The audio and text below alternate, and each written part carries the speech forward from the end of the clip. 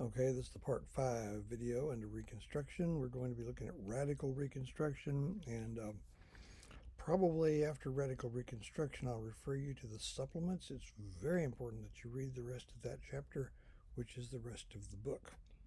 Okay, so here we go. The radicals have passed over President Johnson's veto in the spring of 1866. The Civil Rights Act of 1866, which did a bunch of stuff that I told you about back then. It was an attempt to force southern states to grant black men the right to vote without forcing northern states to do it. The hypocrisy of it is the main problem. In fact, only one northern state, and no northern states allowed black men to vote. Only one would suffer a penalty, and that was Pennsylvania, and they would lose one seat. And that's only if Congress chose to enforce it against them, and of course it didn't. Well, there you go. Also conferring citizenship on the freed people and obliging the states to provide due process of law and the equal protection of the laws, and so on. So there you go. Now, then, fearing that some future Congress might repeal it, they repackaged it and sent it back to the states as the proposed 14th Amendment. All right, so part of what Johnson was asking for when he went on his swing around the circle in late 1866 was pleading with the states not only to reject the radical Republicans, but to reject that amendment.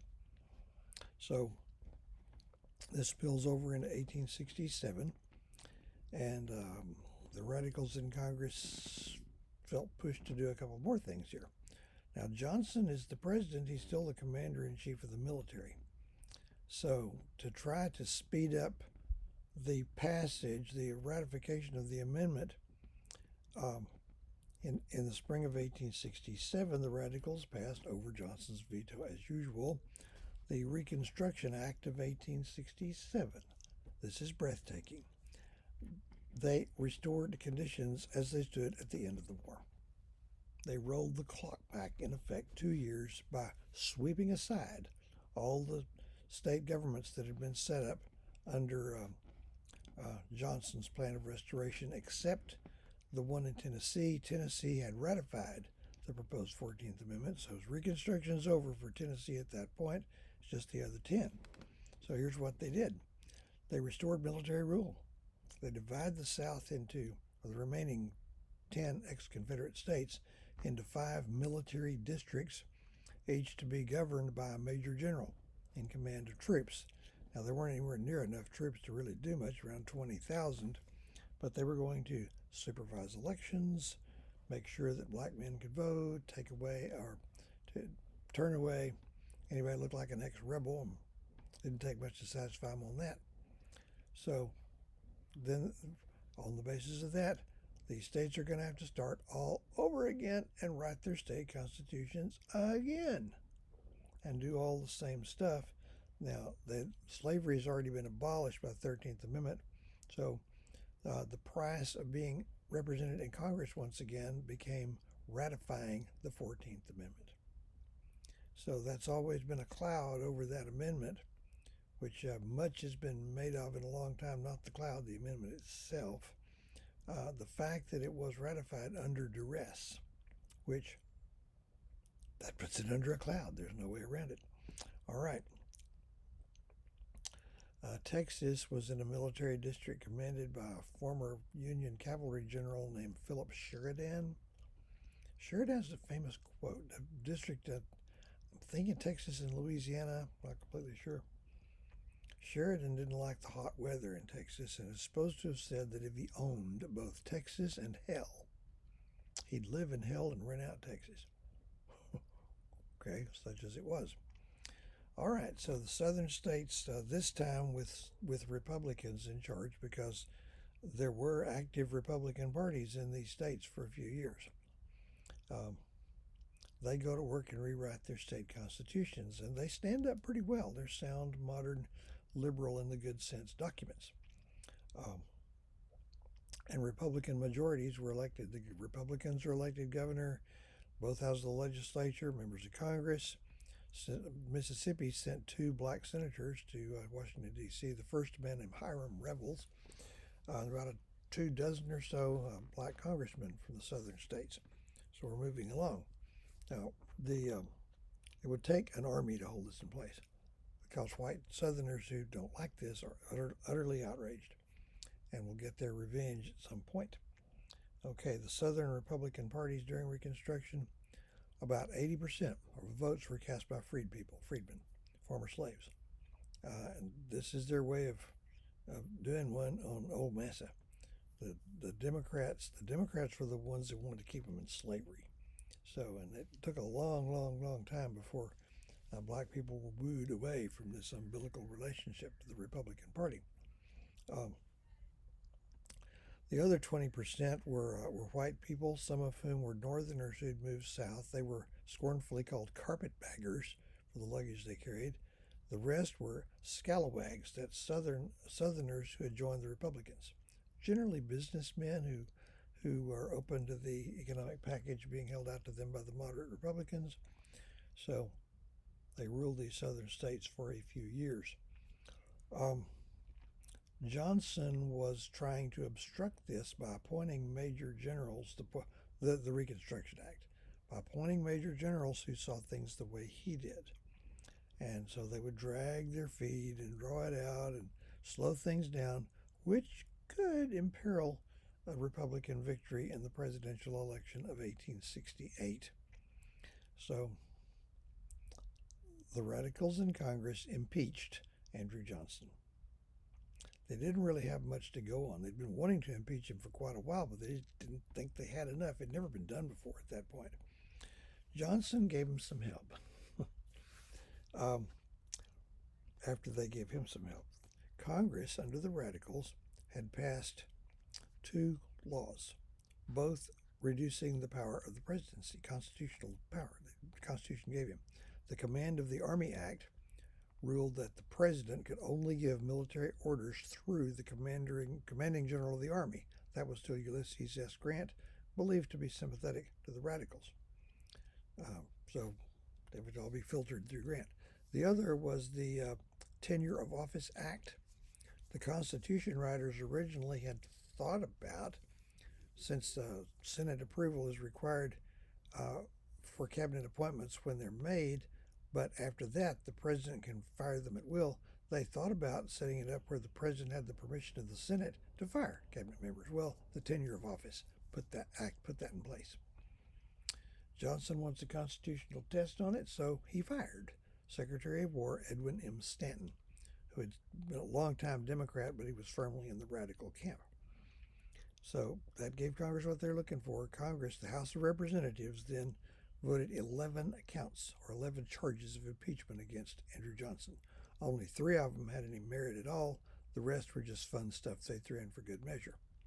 Now, this has happened 3 times now in our history. It's been a circus each time. It took place in 1868. They were selling tickets to sit in the gallery. The Republicans were confident of victory. Now, impeachment does not remove an official from office. It's like an indictment. It's a formal bringing of charges by the House of Representatives. The trial takes place in the Senate. It's a vast, grand spectacle, where the Senate sits as a jury, the Chief Justice presides, the President is the defendant, takes a 2/3 vote to convict. Now, all it takes is a 2/3 vote. The Senate at the time had 54 members. 42 of them were Republicans. Only 36 would be needed to convict. It's 2/3. So it's a done deal, right? So they really didn't work very hard preparing a case. Meanwhile, Johnson has heard the message. He's mending his ways, trying to act more presidential, cutting back on his drinking, won back the support of just enough moderate Republicans to do the trick. When the vote was taken, they voted on 3 of the counts and dropped the others, each time with the same people voting the same way each time. There were 35 votes for conviction and the rest, 19 or so, for acquittal. It takes 36 to convict. 35 is 1 vote short. The senator who was, up in alphabetical order when they're calling the roll, who cast the 19th vote for acquittal, was a Republican. He paid for it with his political career. He was never elected to anything again. Okay, so Johnson got to finish out his term. He stopped obstructing anything and just let it go. Read more about him in the supplement. He lived a few more years and actually elected to the Senate again some years later. Okay, let me see here. Be sure in the supplements you read about the Republican state governments under Reconstruction, what they did, why they were unpopular. They're unpopular partly because they raised taxes. They're unpopular mainly because they're pushing in favor of black civil rights. It was alleged that they were corrupt, and some were and some weren't, and that was true in the North as well. But corruption or honesty didn't matter. They were bitterly unpopular in the South. And somewhere along the way, the rules would be satisfied and the Northern troops would be withdrawn. At that point, something called redemption would take place. The Democrats call themselves redeemers. They're going to redeem their state governments from the rule of the Republicans. As soon as they're in a majority, they undo everything. In some states, like Texas, wrote their state constitution again. Ours dates from the year 1876 and was written under those circumstances. White resistance took other forms. A number of organizations that became terrorist organizations attempting to intimidate black voters and keep them from being politically active, and the white men who supported them. Most famous of these was the Ku Klux Klan, established in 1866 in a little town called Pulaski, Tennessee, by a former Confederate cavalry general named Nathan Bedford Forrest. Supposedly, and I don't know if this is true or a cover story, I don't know. It was supposed to be, according to the story, just a mutual aid society for Confederate veterans. Whatever it was, it soon morphs into a terrorist organization. Mainly intimidation. The white sheet thing was that they were posing as ghosts of slain Confederate soldiers. I don't know who bought that. So this became such a problem that the Congress passed two laws outlawing or making Klan activities federal crimes. The Supreme Court later threw them out. Johnson battled hard against Ulysses S. Grant was elected president in 1868 and 72, a Republican. He did main battle with the Klan, but by the mid 1870s, white Democrats were back in control of the southern states, and it was pretty much over. In the North, the radicals lost their power in Congress as of the congressional election of 1874. And moderate Republicans they weren't really on board for the civil rights stuff that much anyway. They just wanted to get business back to normal. So the Republicans, it could be said, became weary in well-doing. And after the heated, contested, great screwed-up election of 1876, read about it in the supplements, it was over. And the freed people were left at the mercy of their former masters. So that will do it. Be ready for the final. Be sure you follow up with the supplements if you haven't read them already. Merry Christmas.